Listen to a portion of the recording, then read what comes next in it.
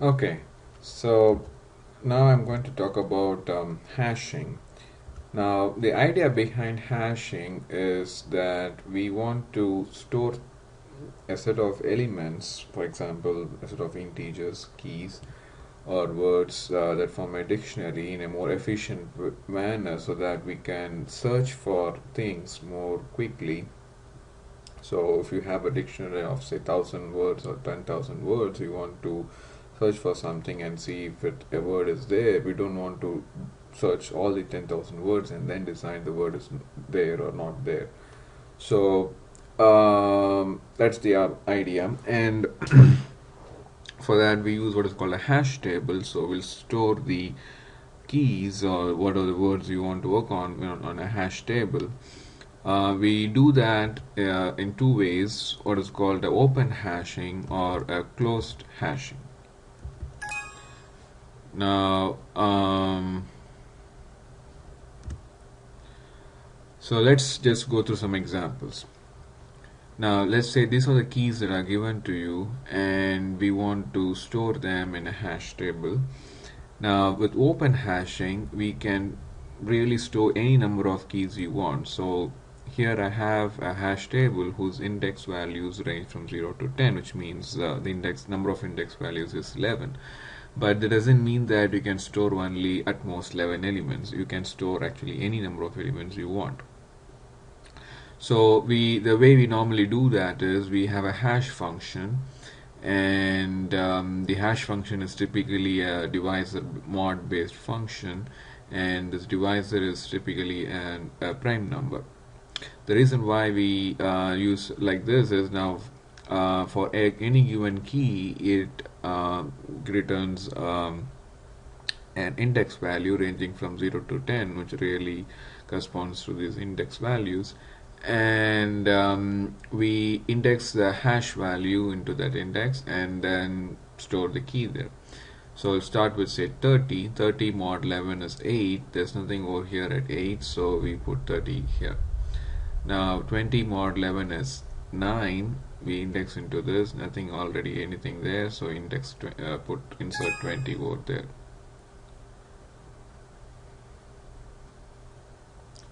And then 56 mod 11 is 1, so we can put insert 56. 75 mod 11 is again 9, so we index 20 is there, so then we add 75 at the end of this list. So once we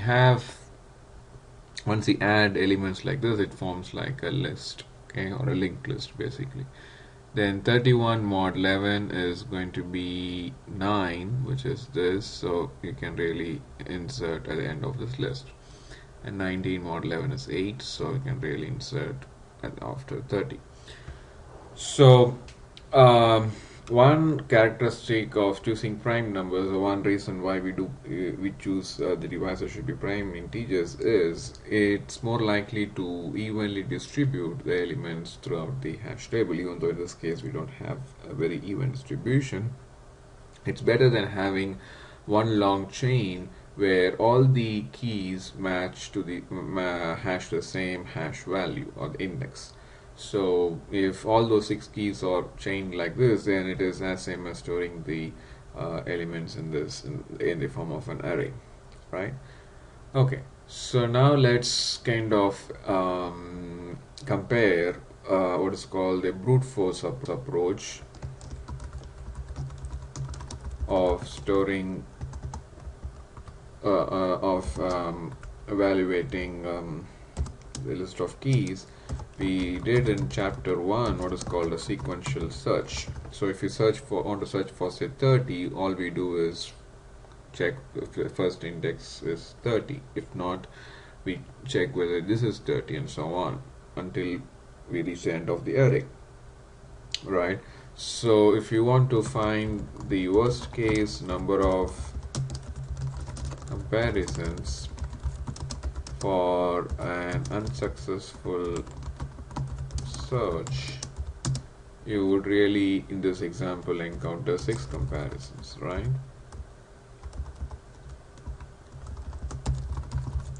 So can say here the number of key comparisons. Now the average case number of key comparisons is going to be, if you want to search for 30, you do one comparison. If you search for 20, you actually first compare 20 with 30. It's not matching, so then you check 20 with 20, it matches. So you do two key comparisons. Now if you want to search for 56, you first search here, doesn't match, one comparison, second comparison, third comparison.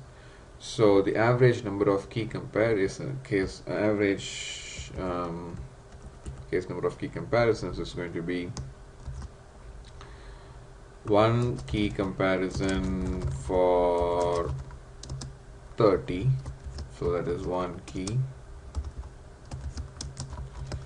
and two key comparisons for 20, which is again one key, and so on. So basically for every key the number of comparisons we do increases. So this is going to be, this is the total number of comparisons, and how many keys we have? 6 keys. So that's going to be 1 plus 2 plus 3 plus 4 plus 5 plus 6 divided by 6. So that's going to be 21 divided by 6, which is 3.5.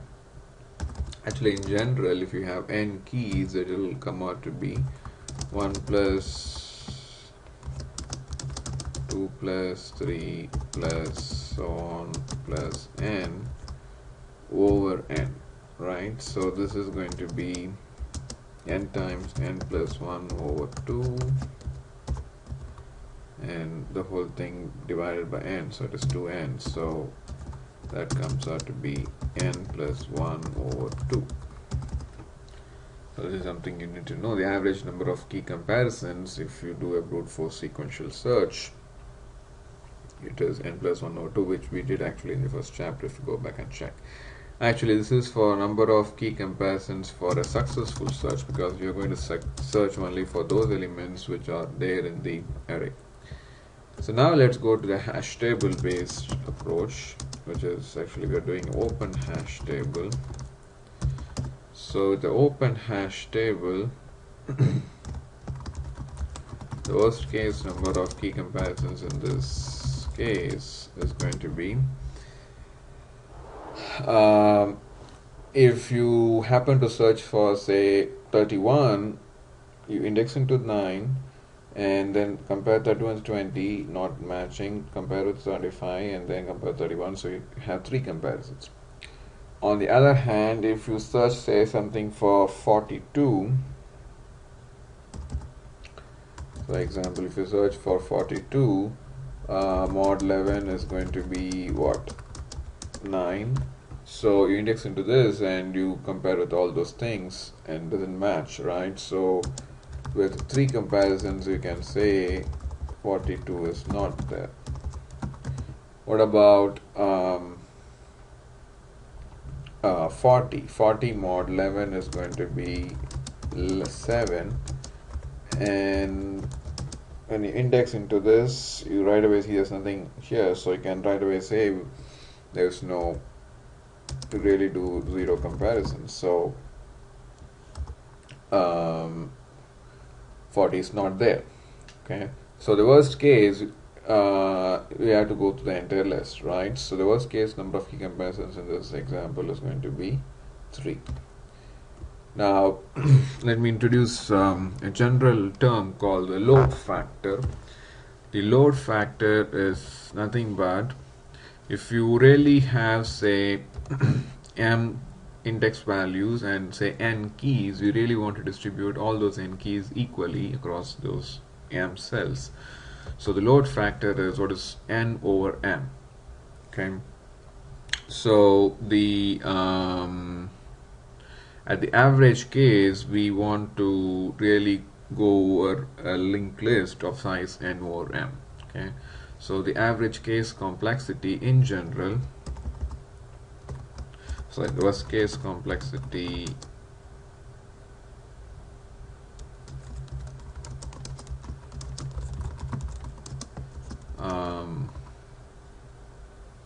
or we can put it like this: the average case complexity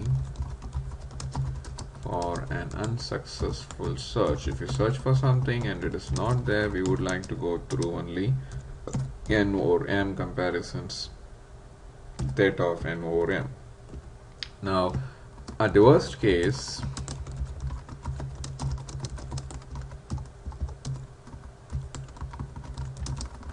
you will have to do n comparisons. Why? Because if all the keys hash the same index value, then you'll have all the keys over here, so you'll have to do n comparisons. Okay. Now, so this for worst case number of key comparisons for an unsuccessful search, we will have 3 comparisons. Now, if you want to do a successful search,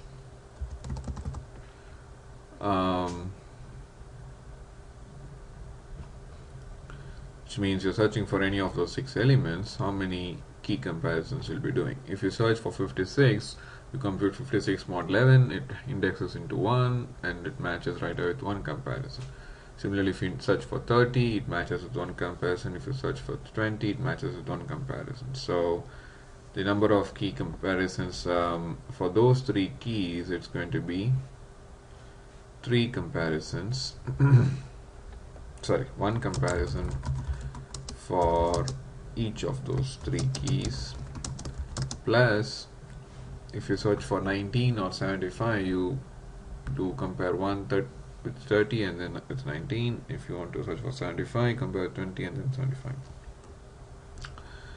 So it's going to be kind of like 2 comparisons times 2 keys, or 2 keys, and for 31 you really do 3 comparisons for that 1 key over there.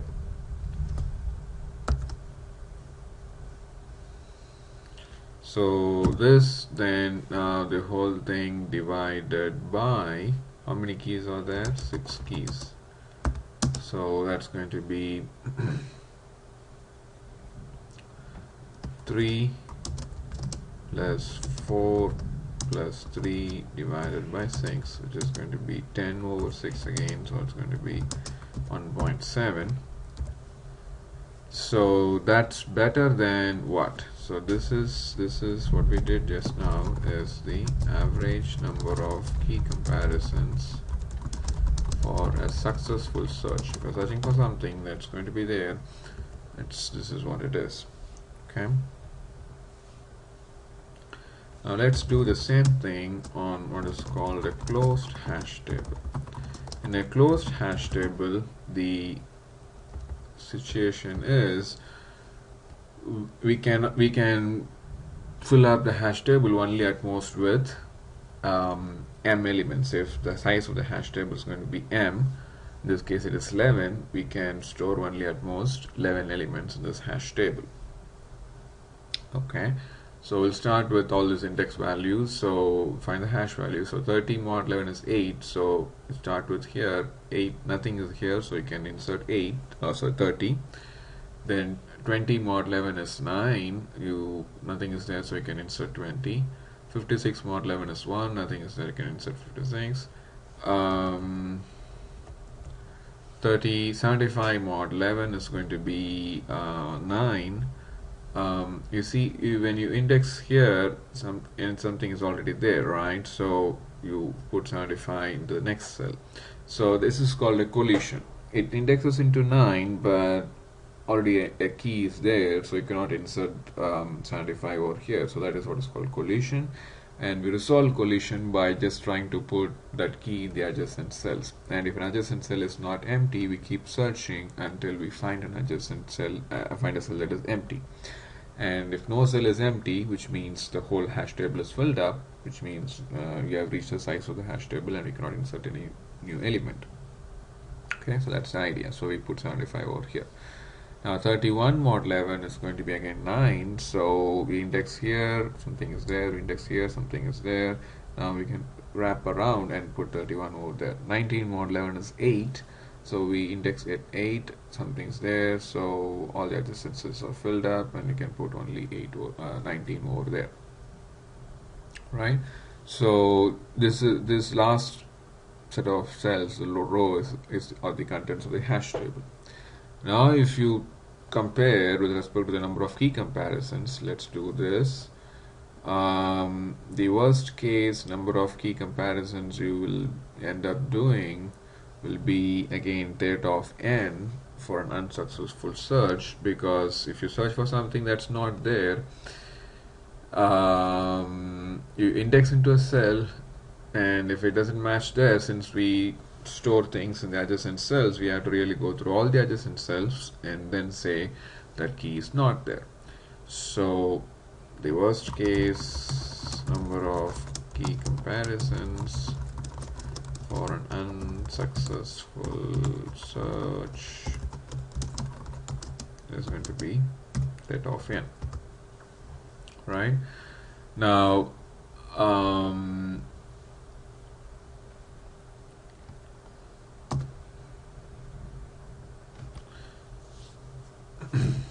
so in this case, in the worst case, say if you are searching for some, it depends actually what you're searching for. Say for example, if you're searching for say 40 mod 11 is 7, you index into the cell and you can right away say 40 is not there. But you are searching for say 41 mod 11 is going to be 8, so you start here, 41 is not there, doesn't match, this match. So then after 6 comparisons you end up saying that 41 is not there. So in this particular problem, you can say the worst case number of key comparisons is going to be 6, whereas with the open hash table we see that the worst case number of key comparisons for an unsuccessful search is 3, right? So this is normally the trend. The open hash table is actually more efficient. Now in terms of average case average number of key comparisons for a successful search, it's going to be, if you search say for 30, you index right away and you find 30, so that is one comparison for one key. And if you index for 20, it's there. If you index for 31, or sorry 56, it's there. So actually one comparison for 3 keys, right? Then if you want to search for 75, you index into 9, doesn't match, one comparison, and then you compare here and find that's a match, right? So 2 comparison for one key. Then if you want to search for 31 mod 11 is 9, so index here, compare this, and then third one you do 3 comparisons. Then for 19 mod 11 is actually 8, so you end up doing really 6 comparisons.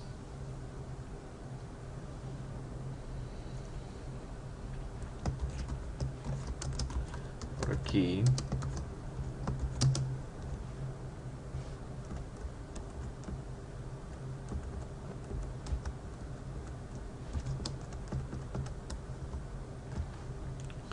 And since you're computing average, you have to divide by the total number of keys, so there's 6. So 3 plus 2 plus 3 plus 6, so that's going to be 3 plus 2 plus 3 plus 6, so that's going to be 14 divided by 6, that's going to be 7 over 3, so that is 2.3. Okay. So if you now compare this with the average number of key comparisons with the open hash table for a successful search, you got 1.7. Okay. Now with closed hashing, there's one issue, what is called lazy deletion, which means this is the hash table, for example, from the previous example. Now let's say if you want to delete from 20, delete 20, 20 mod 11 is 9, so index into the cell, and if you remove 20 and leave it empty, and let's say now what you will do if you want to search for, say, 75 mod 11 is still 9, but if this is empty, like we saw, if we find 40 mod 11, it is 7, and if it is empty, we can right away say that element key 40 is not there. So if you follow like that, then we can say that 75 is not there, but 75 is indeed there in the adjacent cells. So in order to handle the scenario, when you delete a key, we have to insert what is called a dummy value, say like -100 or something that's not going to be there in the hash table for sure. So for key search purposes, for example, if you want to search for 75, you index into 9, you find something there, you compare, of course, you do a comparison, it won't match, and then you compare with the adjacent cell and so on. So for key comparison purposes or key search purposes, we assume that that cell is occupied. Whereas if you want to really insert something, if you want to insert, say, again the same thing happens if you remove 56, that key entry becomes -1000. If you insert, say, if you want to insert key 21, 21 mod 11 is going to be 10, you index into here, something is there, index into this, something is there, so here it is actually this dummy value, so you can consider for insertion purposes that lazy deletion, the dummy value you can consider as an empty or available cell, so you insert your 21 over there. Okay, so same way you can work with words. So for example, here the hash function is the sum of all the k letter positions in the alphabet, starting from I believe it is 1, right? So A is 1, B is 2, and so on until there's 26 for Z, right?